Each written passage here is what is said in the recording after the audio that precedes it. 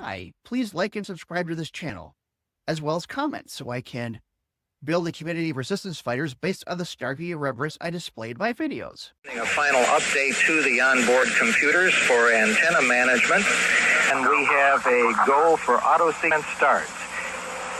And we have auto sequence start. 4, 3, 2, 1.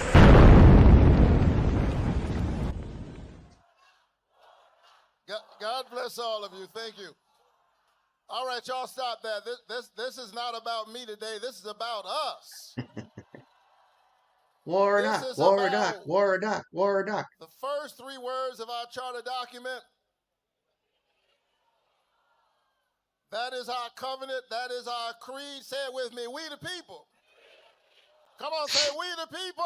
We the people. We the people. We the people. Say no kings.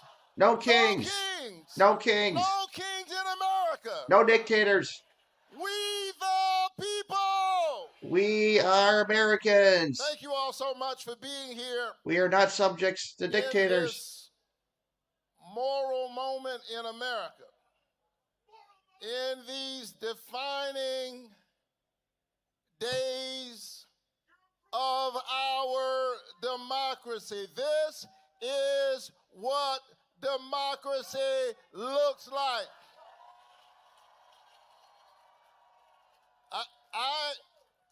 It is so important for you to be here, and I don't mind the protests.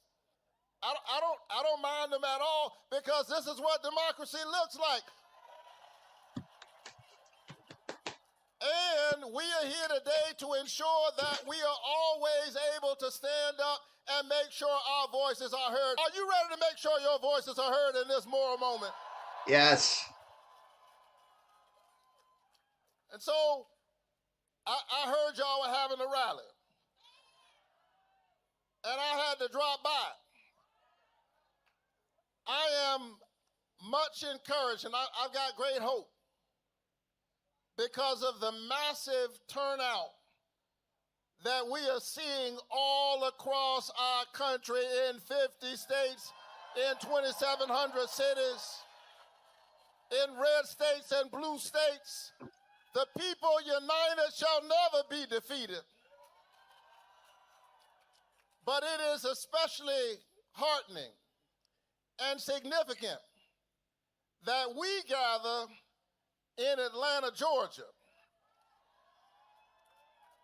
the hometown of a great American, Martin Luther King Jr.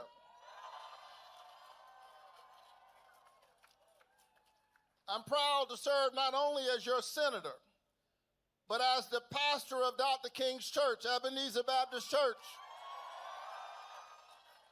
And Dr. King said, we will have to repent in this generation, not only for the violent actions and vitriolic words of the bad people, but because of the appalling silence and indifference of the good people. Are you ready to raise your voice?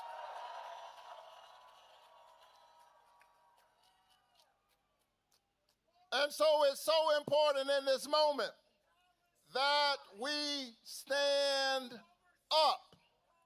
It is so important that we make sure our voices are heard. I'm coming to you, brother. I promise you I'm coming for you. I'm coming for you. Give me a moment. I'm coming for you. I promise. I promise you I will. Because I'm on your side. I agree with the humanity of all people. I agree with the humanity of Palestinians, of Israelis, of children on all sides of the track, of Ukrainian children, red, yellow, brown, black, or white, young and old, rich or poor, gay or straight, because we are all God's children, and we're standing up on this moment.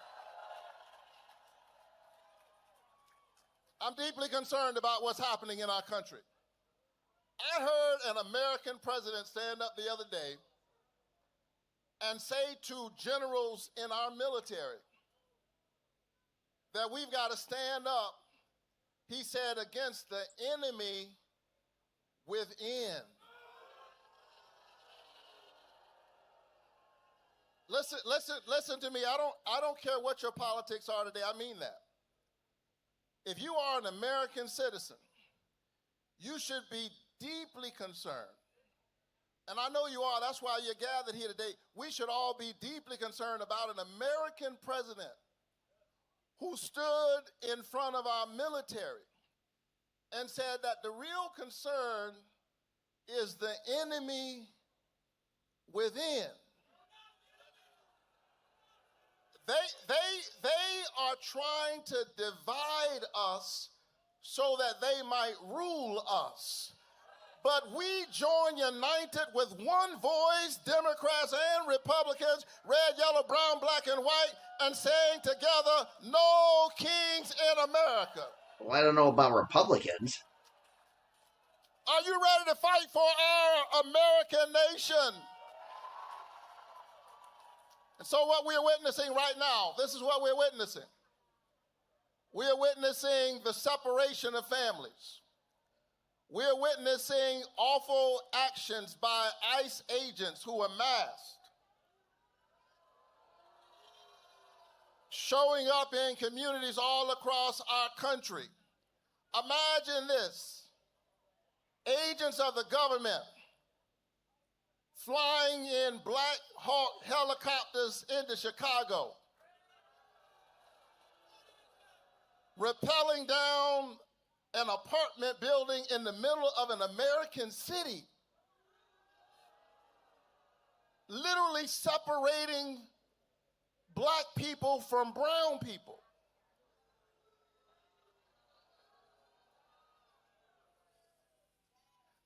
I'm a preacher, but I have to say this, what the hell? Yeah, what the hell? That's what I say too.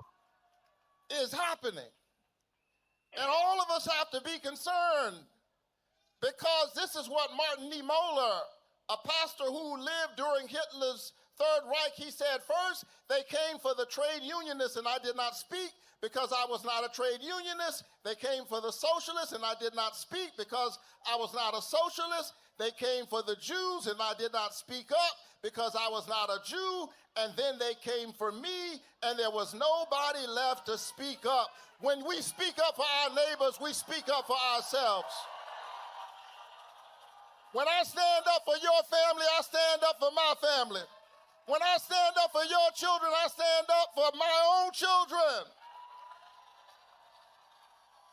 And that's why I'm standing up in this moment and I'm saying as a United States Senator that you must restore the tax credits of the ACA because all of God's children deserve health care. Damn right. Atlanta, you have my promise. I'm going to stand up on this issue. Because Atlanta is the city of the CDC, and I want to thank our CDC workers for fighting for us, for standing up for us, for keeping us healthy. CDC is not the enemy. CDC is not a hazard to our health. Robert F. Kennedy is a hazard to the health of the American people. Robert fucking Kennedy is. And so let's stand up in this moment. I know that it is painful. I don't take any of my votes lightly. We need to reopen the government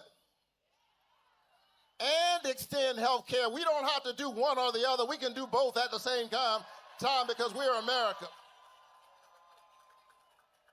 And so isn't it interesting that the folks who have taken health care from 15 million Americans, the folks who are raising your health care premiums, have you opened up the portal to see that your health care premiums are doubling, tripling, quadrupling in order to give a tax cut to billionaires? And now the same folk who are taking your doctors away are now trying to doctor the match by engaging in gerrymandering, by trying to squeeze your voices out of the democracy. There's a word for that. It's called fascism. And so in this moment, let me say to you, do not give in to those who are trying to weaponize despair. They are trying to convince you that they have already won. And if they convince you that they have already won, then you lose your fight. But you must never lose your fight. You must never lose your courage. You must never give up your voice, because your voice is your human dignity, and your human dignity is connected to your destiny, and our destiny as an American people.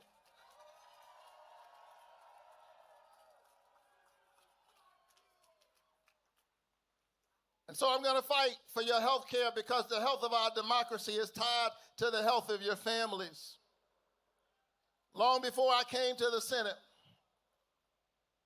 I came to the United States Capitol not as a senator, but as an activist pastor leading Ebenezer Baptist Church, because I remembered as Republicans were trying to cut health care, remember in 2017. I remember Dr. King's words that of all the injustices, inequality in health care is the most shocking and the most inhumane. And so I showed up in the Capitol long before I represented you as a senator, fighting for your health care.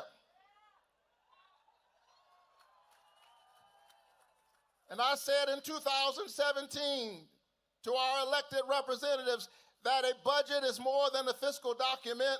A budget is a moral document. Show me your budget, and I'll show you who you think matters and who does not. I said in 2017 that if this budget, which would cut the people's health care in order to give billionaires a tax cut, if this budget were an EKG, it would suggest that our elected representatives have a heart problem and are in need of moral surgery.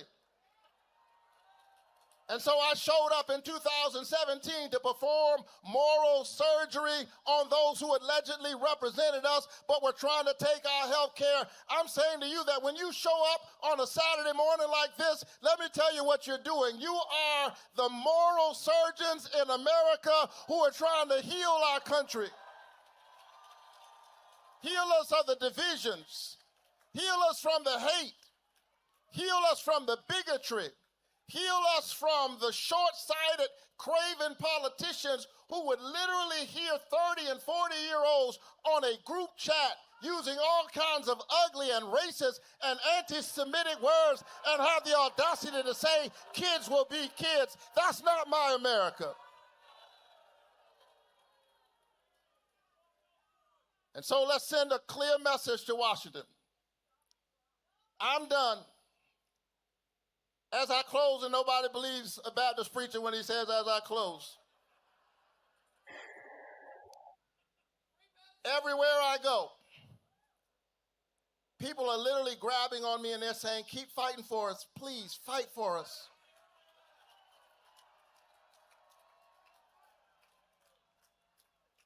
They're saying, keep standing up. They look at the preacher and they say, give him hell. Keep fighting for us. Well, you have my promise. I'm going to keep fighting for Georgia. I'm going to keep fighting for all of our children. I'm going to keep fighting for what Dr. King called the beloved community. However, let me say this to you. While I will continue to fight, I can't really fight for you. You cannot outsource democracy to anybody. You cannot outsource citizenship. It takes all of us. That's why they're trying to divide us, because when all of us stand together and raise our voices, we win. Are you ready to win? Are you ready to hold on to the best in the American covenant and the American spirit? Are you ready to fight for health care? Are you ready to fight for workers? Are you ready to stand up for women? Are you ready to stand up for reproductive rights? Are you ready to stand up for voting rights? Are you ready to stand up for human dignity? We'll stand up every single day, do it for all of our children, do it for all of our grandchildren, and together we will win. God bless.